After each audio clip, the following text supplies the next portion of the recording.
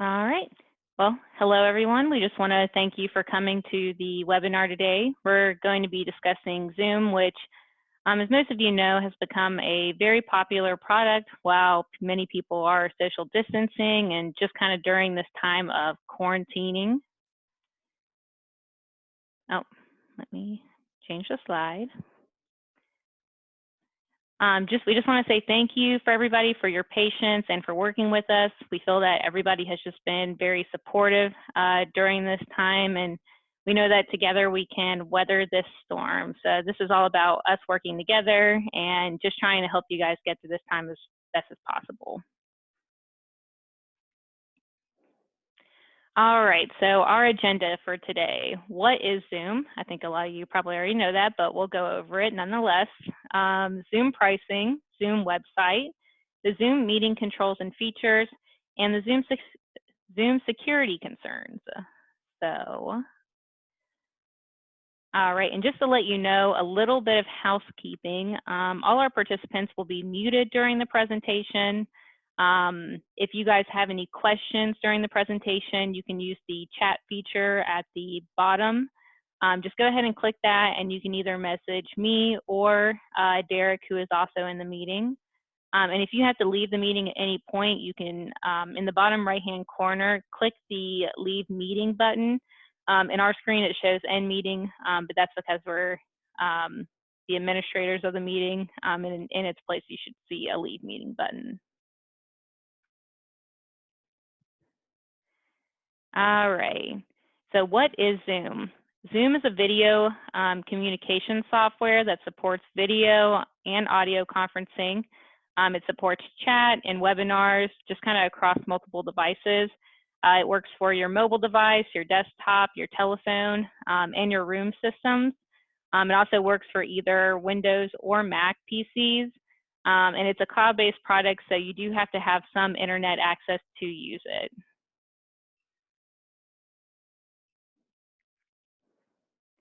All right, let's talk about pricing a little bit.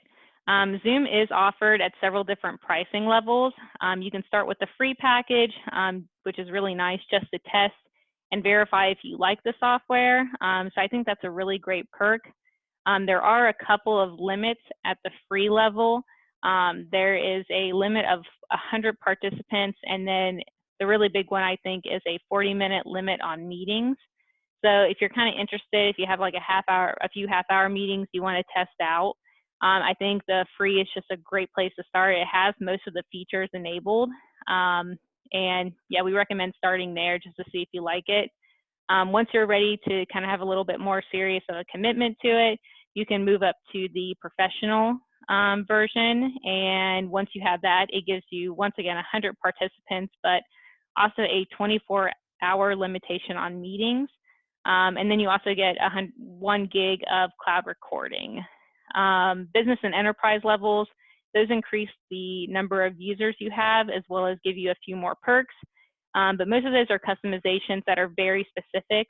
You can have your own website. For example, in Telepoint, it would be something like zoom.intellipoint.net that we could have our attendees join through. Or we could have, there's integrations available for programs like Blackboard for schools, etc. And it may not be something that you need. Really, the biggest perk there is getting the more participants at those 2 levels, the 300 at business and the 500 at enterprise. IntelliPoint currently uses the professional version, and we've had a really good time with it. So we just recommend starting there.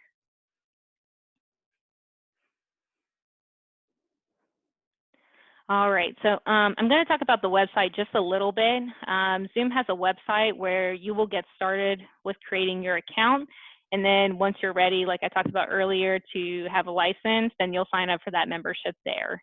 The website is zoom.us. In the website, you can view upcoming and previous meetings. You can schedule new meetings or even join one that is already in process. So if somebody else has a meeting, you can join a meeting there where it says at the top. You can download or review recordings that you save to the cloud at the zoom.us website. You can also choose whatever default settings and features that you want enabled for your Zoom account from the website. We do like to let people know there are some features that you can only enable on the website before you start a meeting. So we definitely recommend, if you're going to be using Zoom for just, you know, any type of meetings, that you go look through the account settings. Most of the features there are small. It ranges from, you know, letting people into a meeting before you to maybe enabling additional features. So we just kind of like people to look at it. It's not required, but there could be some feature there that would be very useful to you, but you won't know unless you look. So we definitely recommend that. All right, so I'm going to switch over to the Zoom app because it's a little bit easier to understand. There's a lot you can do on the website, a lot of things that you can do on the website and on the Zoom app. But when it comes to running the actual meetings and scheduling them out, the Zoom app is just a little bit more user-friendly. So we definitely recommend that you guys use it just for your day-to-day scheduling meetings, joining meetings, things like that.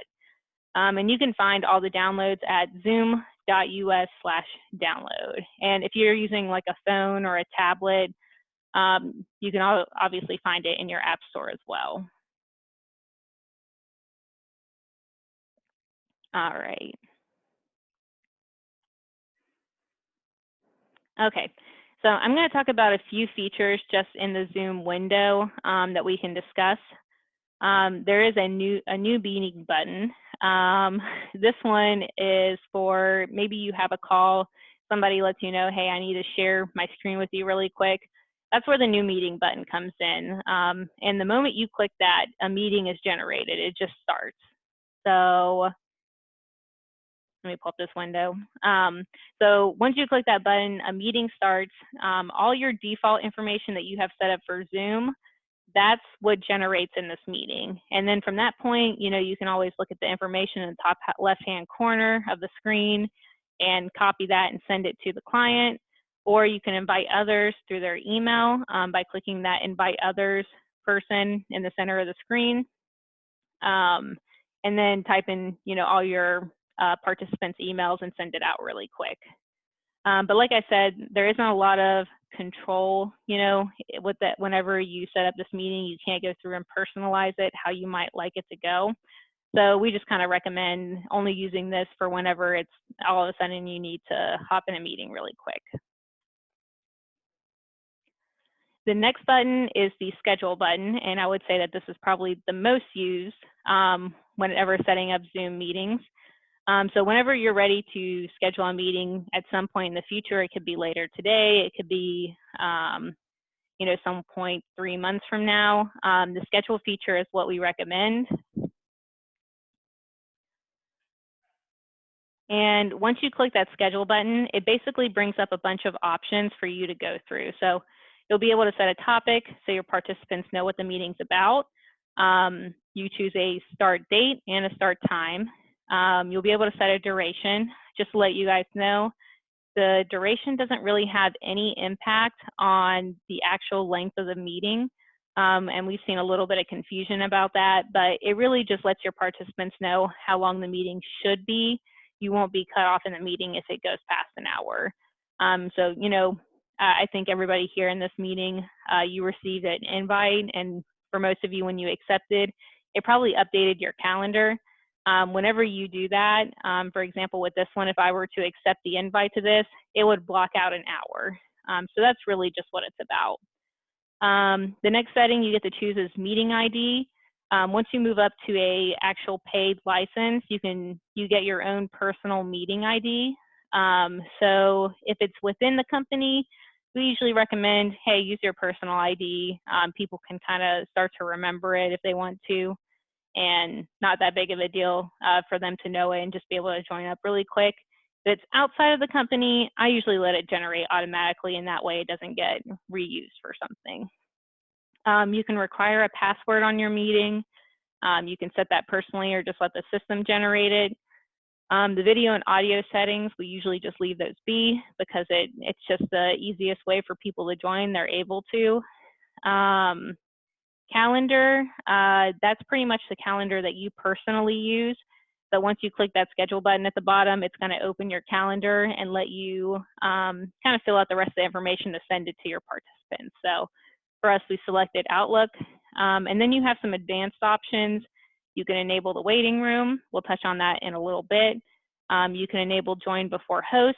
So if you want your participants, if they join the meeting and you haven't technically started the meeting, well, they can still kind of join it before then. So normally it'll just put you on hold and won't let you join a meeting with a bunch of different people, but this does allow that. Mute participants on entry. Obviously, that kind of just mutes your participants when they join the meeting. Only authenticated users can join or sign in to Zoom.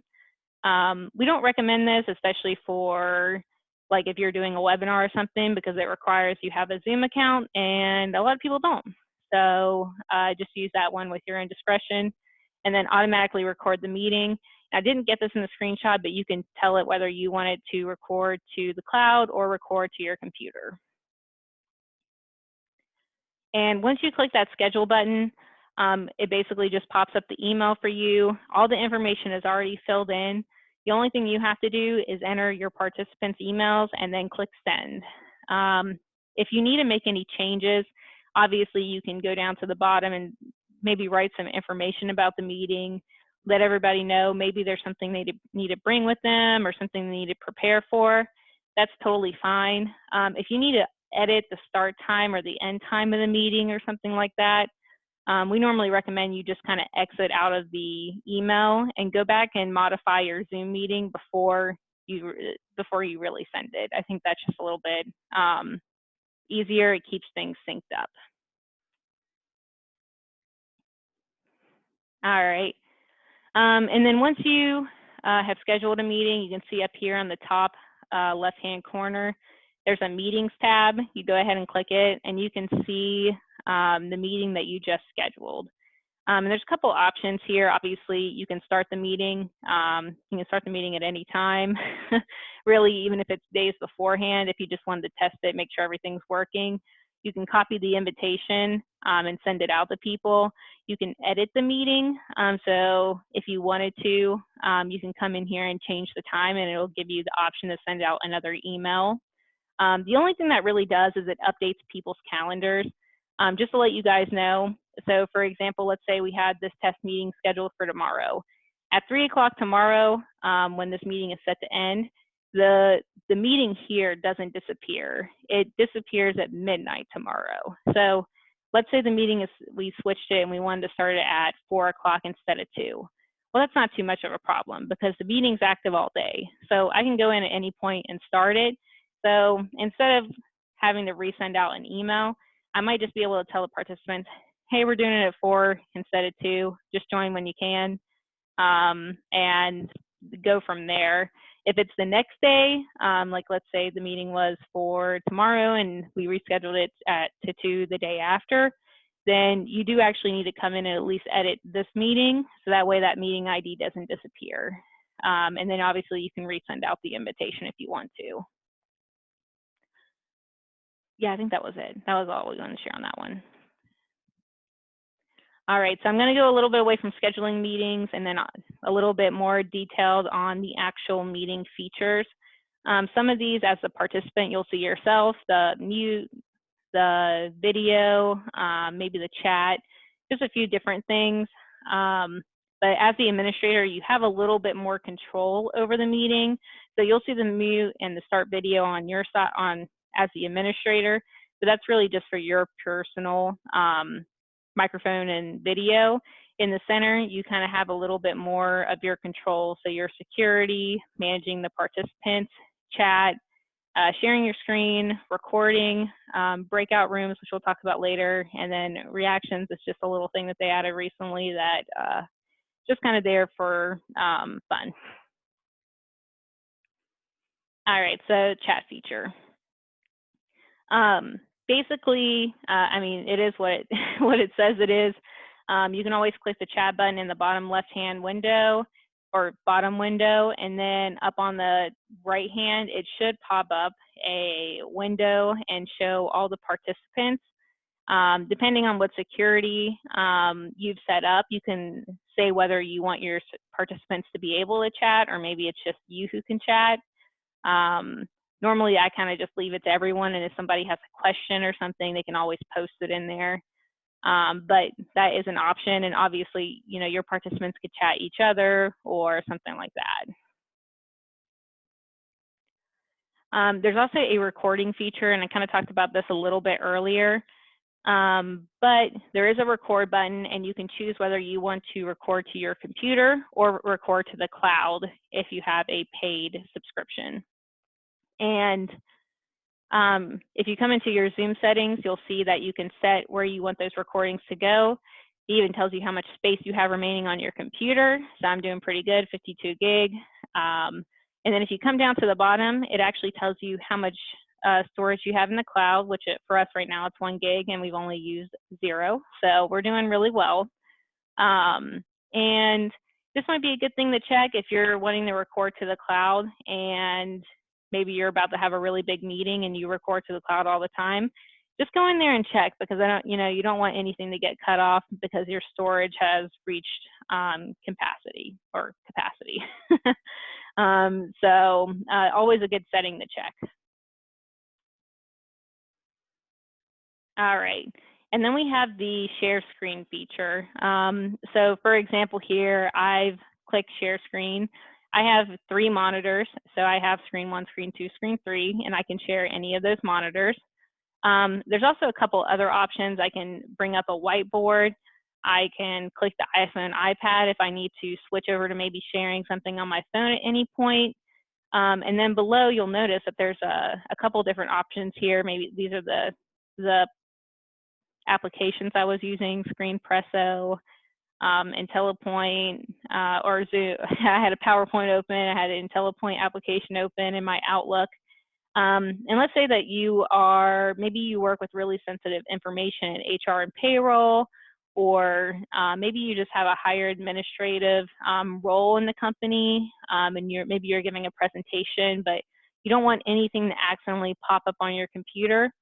You can actually choose which application you want to share. So that way, let's say somebody messages you in the middle of it, or maybe you get an email, or you accidentally click that one application that you shouldn't have. We've all done it. But that one pops up. The nice thing about sharing your application specifically, let's say I share PowerPoint, even if I were to take my Outlook, my email, and pull it over top of the PowerPoint, no one can see it. I've shared specifically my PowerPoint application. And so that's just a great feature to use if you're ever afraid of doing something like that.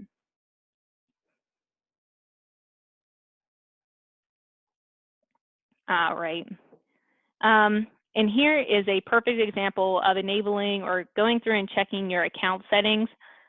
This is a feature that isn't automatically enabled in Zoom, but I think it's a really cool one, and it's called breakout rooms. Basically what that lets you do is, let's say you're having an administrative meeting, or maybe like a company-wide meeting. You're talking about the next quarter, your goals, what you want everybody to kind of be thinking about. And at the end of the meeting, you're like, okay, I want everybody to break up into your groups, which, that could be sales, administrative, maybe people who work on the floor, and, give them, say something like, hey, talk about your specific goals for this quarter. You have 20 minutes. I want 3 goals. And then in 20 minutes, you can bring them back to the main meeting and talk about those goals.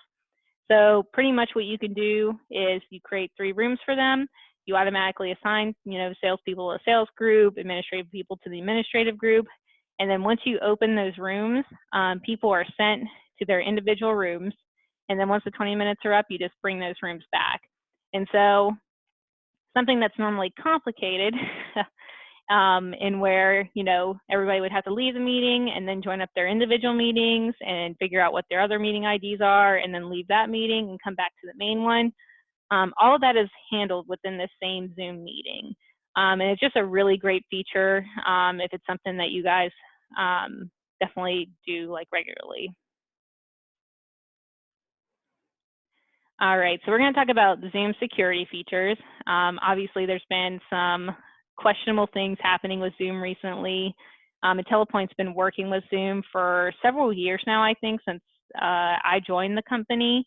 So we're very used to using the product. It's definitely become a little bit more mainstream since then with everything happening. And it's been interesting to see the transition from just a few months ago to what it is now. And then, you think about it, obviously, back when we first started using it, Zoom wasn't as popular of a product. And so they just gave you meeting IDs. There wasn't really much worry about it. Your meeting ID is randomized, and there wasn't really this issue of the Zoom bombing. But as more and more people use it, more and more of those IDs are being used up, and so people could just randomly type in whatever number they wanted, and eventually they might hit a meeting. And so Zoom has kind of taken some more precautions, even just over the last few weeks. They made a lot of updates that I think have really just upped the security to a next level. So in this window, you can see I decided to join the meeting through my phone. And so I kind of got to the start a meeting phase or join in or sign up. I just decided to join a meeting, typed in the code and my name and joined the meeting. First, right off the bat, there's a password. So I had to know the password to get in. That's the first level of security. Second level of security is I typed in the passcode, but I'm not even in the meeting yet. I'm actually sitting in the waiting room. So let me show you guys what happens when you go to look at the administrative side of this. So I'm in my meeting, kind of waiting for people to join.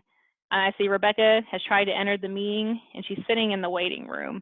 Now I have the option that basically I can choose whether to admit her into the meeting or not admit her. Let's say I was the only person that's supposed to be in this meeting is Tiffany.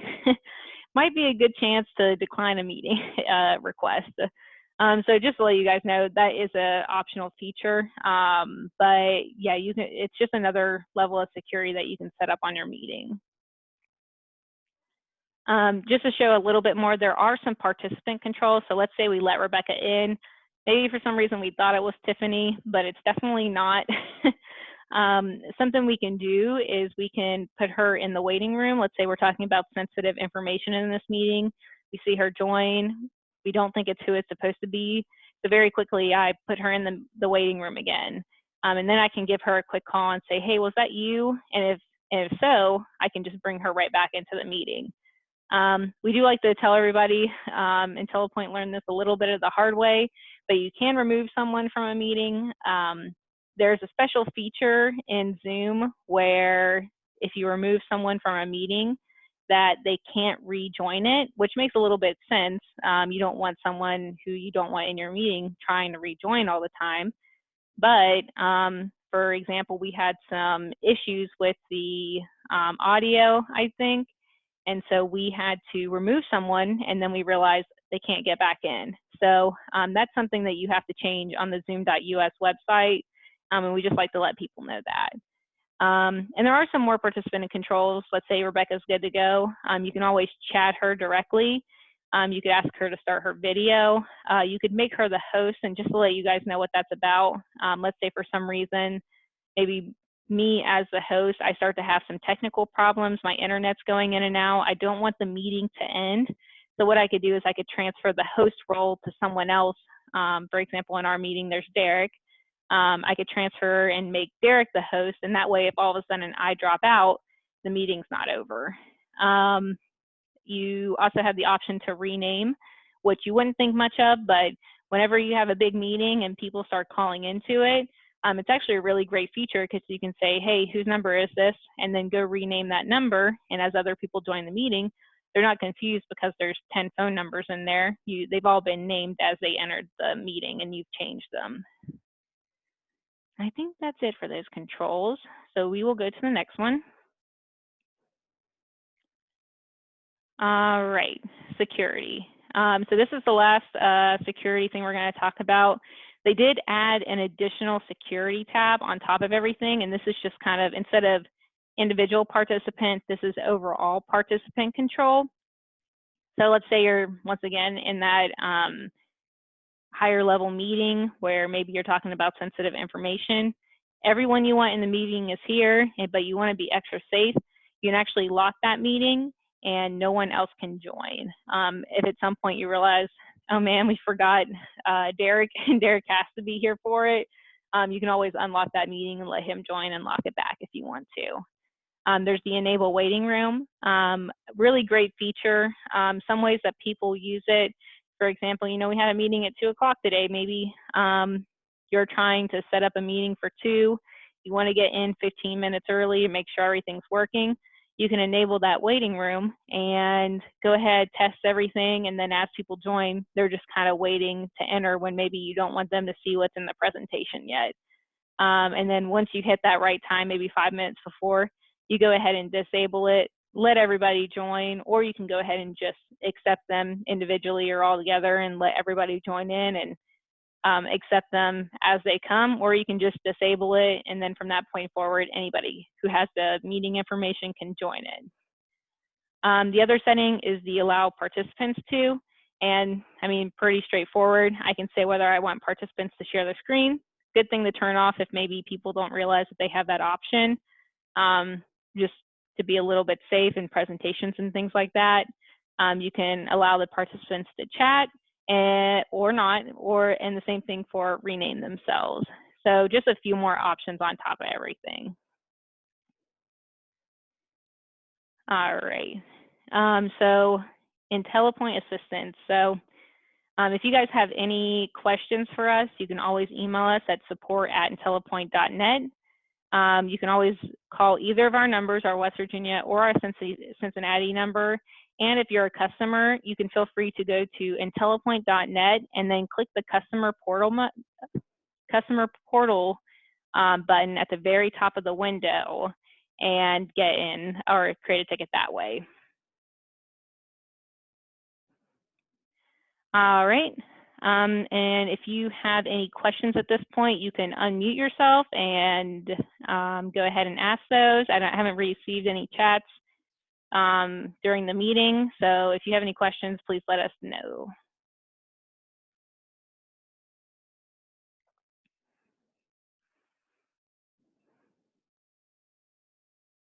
All right.